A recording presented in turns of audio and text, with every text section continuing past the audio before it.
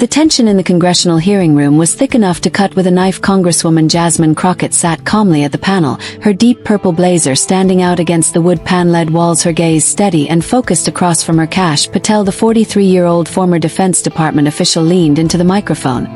His voice dripping with condescension. "With all due respect," Congresswoman Patel said, adjusting his red tie, "you're new to Washington. You don't understand how national security works. I've served at the highest levels of government while you were still figuring out how Congress operates." Several Republican committee members nodded in agreement. Patel continued, his confidence growing with each word. "I've briefed presidents, I've managed classified operations, I've protected this nation while politicians played games," he declared. "So forgive me if I don't think a freshman representative should be questioning my judgment or my loyalty to this country." The room fell silent. Everyone turned to Crockett, expecting her to back down or launch into a defensive rant. The committee chairman started to intervene, but Crockett raised her hand slightly, indicating she had this under control. The C-SPAN camera zoomed in on her face, capturing her composed expression. Unlike many politicians who might have shown anger or flustered indignation at such dismissive treatment, Crockett remained perfectly calm. Those who knew her recognized this calm as not passivity but the focused concentration of a skilled attorney preparing to deliver a closing argument. Patel sat back slightly, a hint of a satisfied smile playing at the corners of his mouth.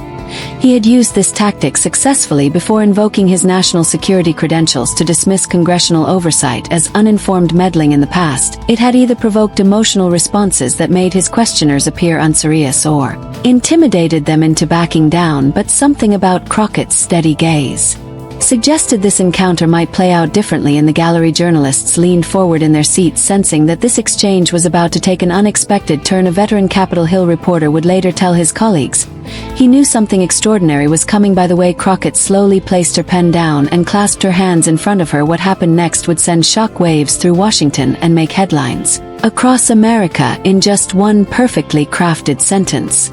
21 words to be exact. Jasmine Crockett would demolish Kash Patel's entire defense and leave the hearing room in stunned silence. If you want to see how a brilliant congresswoman dismantled a condescending witness with just one sentence, hit that subscribe button and keep watching. This is a masterclass in speaking truth to power that you won't want to miss. Leave a comment below about a time when someone underestimated you and how you proved them wrong. Now let's get into exactly how Congresswoman Crockett set up this unforgettable moment. The House Oversight Committee hearing had been called to investigate serious allegations about the mishandling of classified documents and potential obstruction of Justice. Kash Patel, who had served as Chief of Staff to the Acting Secretary of Defense and in various intelligence roles, was a key witness. At 43, Patel had built a reputation as a fierce defender of his former boss and a sharp critic of anyone who challenged him. With his dark suits, perfectly knotted ties and confident demeanor, he projected the image of a Washington insider who couldn't be intimidated. The hearing room was packed with journalists, staffers, and curious onlookers. C-SPAN cameras captured every moment. Committee members from both parties had prepared their questions carefully, knowing the high stakes of this particular session. Patel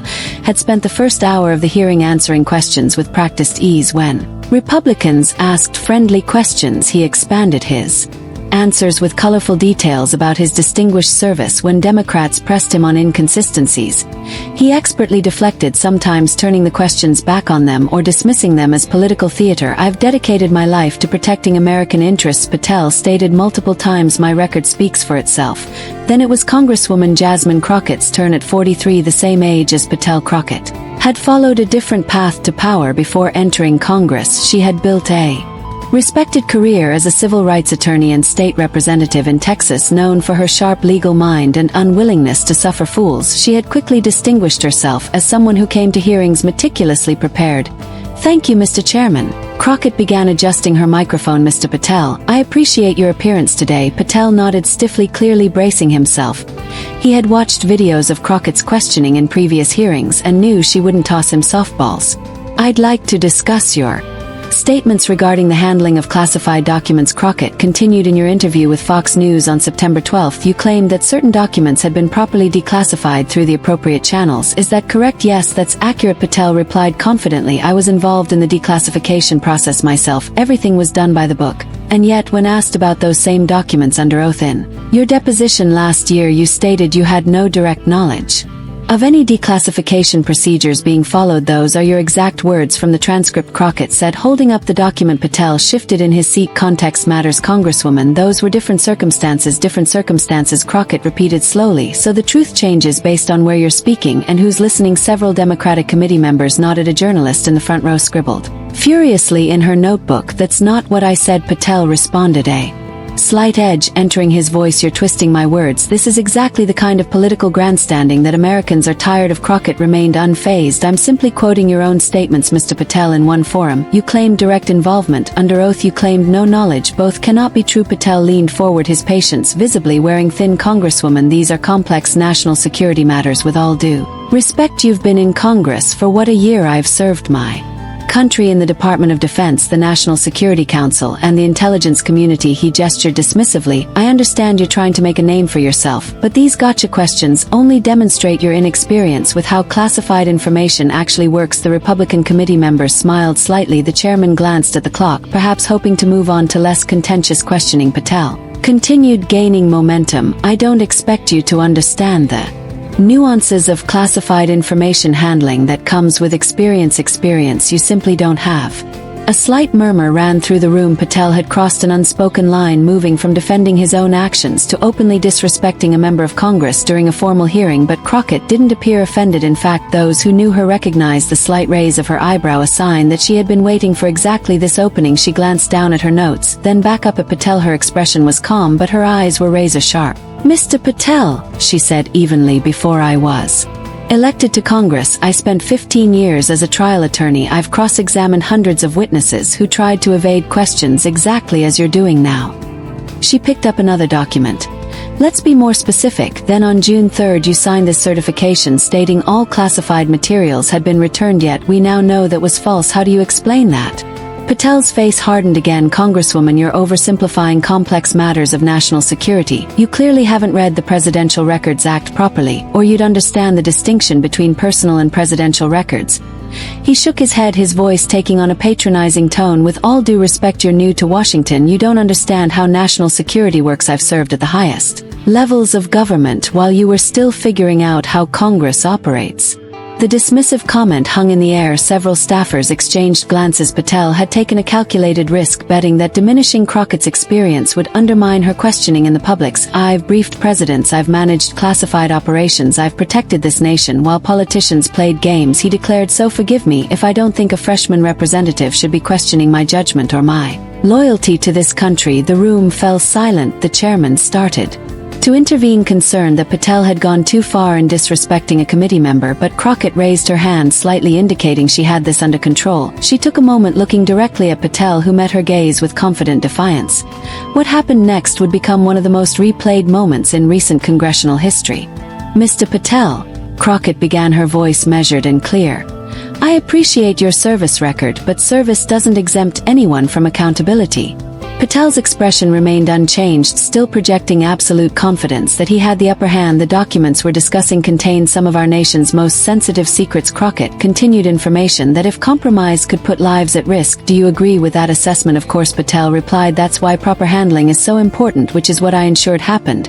"And yet," Crockett said, consulting her notes again, "we have documented evidence of these materials being stored in unsecured locations, a bathroom, a ballroom, even a shower. Does that sound like proper handling to you?" The room seemed to hold its breath. Several journalists scribbled furiously in their notebooks. This was the heart of the matter, the direct contradiction between Patel's claimed expertise and the documented reality. Patel sighed theatrically. "Congresswoman, you're repeating misleading media narratives. The storage facilities in question were secured in accordance with Secret Service protocols."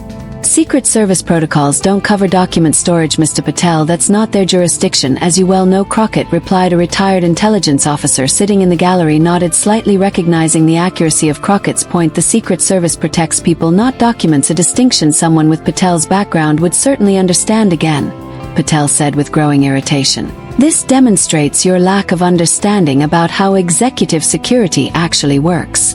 Crockett nodded slowly.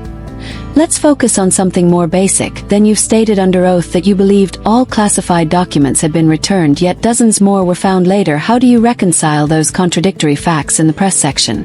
A veteran Washington Post reporter whispered to her colleague she's not letting him off the hook with vague answers. Smart. A muscle twitched in Patel's jaw. There was no contradiction. The statement referred to documents we were aware of at that time. So you're saying you signed a certification without actually verifying it was true? Crockett asked. That's not what I said, Patel replied sharply. You're putting words in my mouth. I'm asking straightforward questions about your own statements and actions.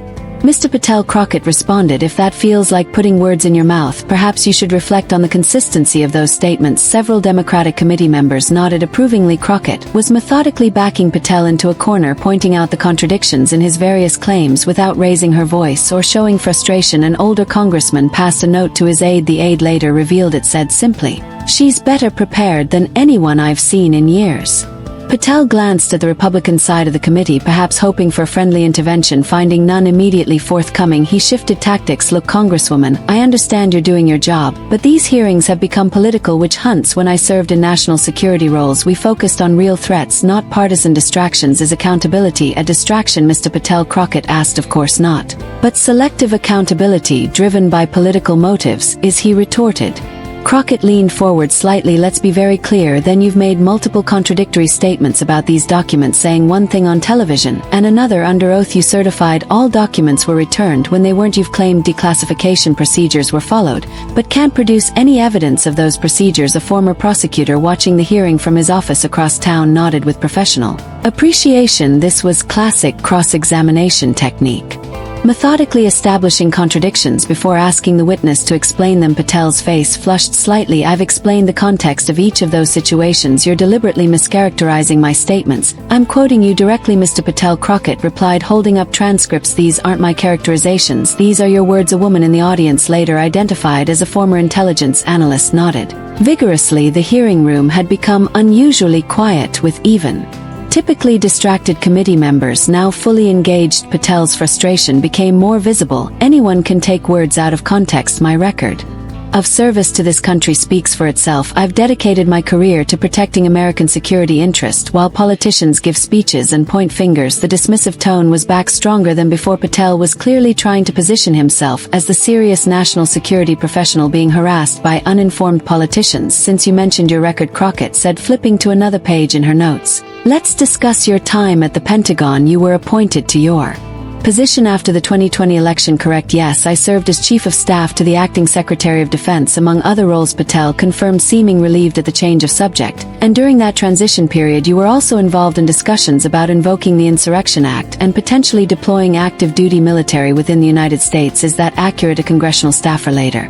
described the moment as a trapdoor opening. Patel had appeared relieved by the change of subject, only to find himself facing an even more difficult line of questioning. Patel's relief vanished. Those were confidential national security discussions. I'm not going to discuss internal deliberations here yet. You've discussed them extensively in your book and on multiple podcasts, Crockett noted. Those don't seem very confidential. Murmur spread through the hearing room. A senior reporter from the Associated Press leaned forward, suddenly realizing this hearing might be front-page material.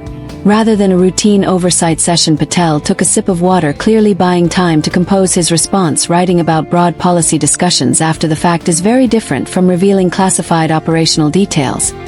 He finally said again, this demonstrates your lack of experience with how national security protocols actually work there. It was again the dismissive reference to Crockett's experience. It had become Patel's go-to defense mechanism when cornered. A junior congressman whispered to his chief of staff, is he really talking down to a former defense attorney like she's clueless? Bad strategy. Mr. Patel, Crockett continued, you've repeatedly questioned my experience and understanding. Let me ask you this. In your extensive national security career, did you ever receive training on the proper handling of classified materials? Of course, Patel replied immediately. Extensive training, and that training taught you that storing classified documents in bathroom closets and unsecured rooms was appropriate? Crockett asked. That's a mischaracterization of it's a yes or no question, Mr. Patel. Crockett interrupted. Did your training indicate that was proper handling? The gallery was completely silent, now a former Defense Department official who had come to support. Patel shifted uncomfortably in his seat, recognizing the corner Patel was being backed into. Patel's jaw clenched. No. Thank you, Crockett said. Now, in your training were you taught that you could simply declare documents declassified without any formal process?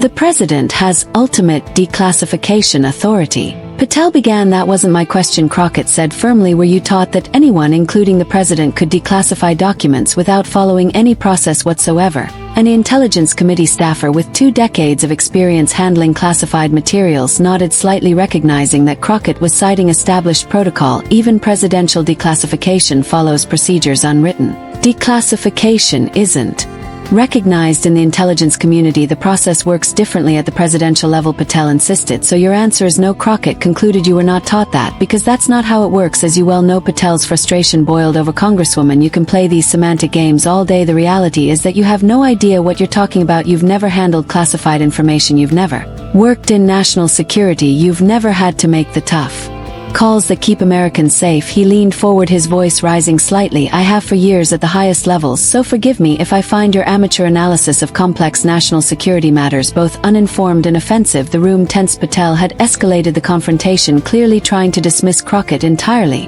rather than address her specific questions. A former White House counsel watching the hearing on C-SPAN winced visibly. Never get personal with someone holding the microphone, he muttered to his colleague. First rule of congressional testimony. Crockett remained calm, allowing a moment of silence to highlight Patel's emotional response in contrast to her composed questioning. Mr. Patel, she said finally, you've spent considerable time today telling this committee what I don't know and what I don't understand. You've repeatedly referenced your experience while dismissing mine. She closed her folder deliberately. But here's what I do understand. I understand that the law applies equally to everyone. I understand that contradicting yourself under oath raises serious questions about credibility, and I understand that when witnesses resort to personal attacks rather than answering straightforward questions, it usually means they're hiding something. Several committee members shifted in their seats. Journalists leaned forward. The C-SPAN camera zoomed in slightly on Crockett's face. So let me ask you one more time, clearly and directly, she continued. You have made 2 contradictory statements, one on national television claiming you were directly involved in declassifying documents, and another under oath claiming you had no knowledge of declassification procedures being followed. Both cannot be true. Which one is false? Patel's face darkened with anger. This was the question he had been avoiding throughout the entire hearing. The contradiction he couldn't explain away. This is ridiculous, he snapped. You're cherry-picking statements made in completely different contexts. This entire hearing is a political farce designed to distract from real issues facing our country. He gestured dismissively toward Crockett. With all due respect, Congresswoman, you're simply not qualified to interrogate me about matters of national security. Your limited experience in Washington disqualifies you from understanding the complexities involved. The chairman looked uncomfortable. Patel had crossed the line, but before the chairman could intervene, Crockett spoke. What she said next would be replayed on news channels for days, shared millions of times on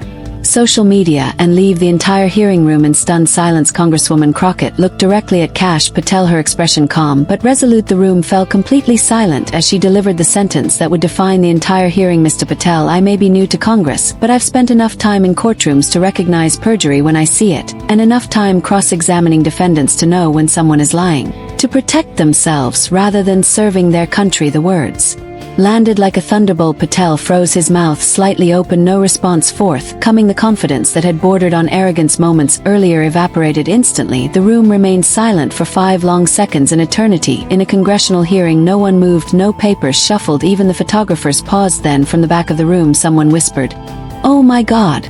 The words were barely audible, but in the complete silence, everyone heard them. A veteran journalist later wrote that it wasn't just what Crockett said, but how she said it, with the calm certainty of someone who knew exactly what she was talking about, and wasn't bluffing. The chairman cleared his throat, clearly unsure how to proceed after such a dramatic moment. Mr. Patel, would you like to respond to the Congresswoman's observation? Patel reached for his water glass, his hand trembled slightly, causing the water to ripple. A detail caught by cameras and endlessly analyzed later. He took a sip, buying precious seconds to compose himself.